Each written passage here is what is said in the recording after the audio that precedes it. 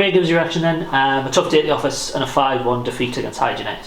Yeah, obviously very disappointed with how the game panned out, but I thought first 25 minutes there wasn't really anything in it. It was a tight game. We had a couple of chances, we had a couple of balls flashed across the box, but then just a mistake changes the outlet of the game, and look, that could happen to anybody, but we get punished for it, and it's 1-0. And then again, Hodges had a header that the keeper's pulled off a save. It's a very good chance to level it up, and I just can't explain it. We go from looking solid to then, we're 1-0 down.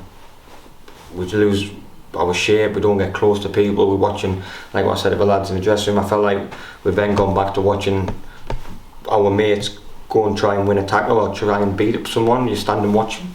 We're not then get back to fighting and being in packs. And then 3-0 down at half time, you've got a mountain to climb, and then second half we've given another two poor goals away. I mean, conceding 8 goals at home isn't great in 2 games, but I've said to the lads in there that I feel as if 6 was unavoidable.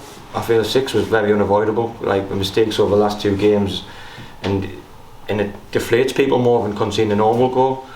So we've huffed and puffed in the second half, but the game was done by then. Yeah, I felt it was a particularly sort of like pivotal 6-minute spell just before half time, where you probably just need to get them in, didn't you, at half time, and kind of tinker with a couple of things, but by the time the half time must have gone, we were 3 down. Yeah, exactly, and the goals, like I said, the first one, just Rice has slipped and it's been a short pass back, and then the other 2 I felt as if he just walked through us. There wasn't really anyone getting tight to people, and that's. And I said to them again at half time, football will never change. It's not going to be a miraculous way of playing. You've got to earn the right. We don't get anything off the other teams. We've got to earn it. And I thought first 25 we did, and then, like I said, a mistake cost us, and then we're down 2. Some of the stuff seen was poor today, poor. My last question then, I'm going to kind of put words in your mouth here, but I'm guessing you're wanting a response, and a pretty emphatic one next week when we go to Athletic Collieries. Yeah, definitely. Look, it's just 2 losses in 10 games still. That's what you've got to remember, and you get a bit of a culture shock. You get brought back down to earth, and sometimes you need that to learn from it. And we've had that previously, and like I said, we've tinkered with the formation today. Again, it was a difficult one. We had 8 attacking players on the pitch. We had Jack come in, I thought, brilliant right back. Danny's had to play left back the last couple of games and kind of fault him, playing out of position.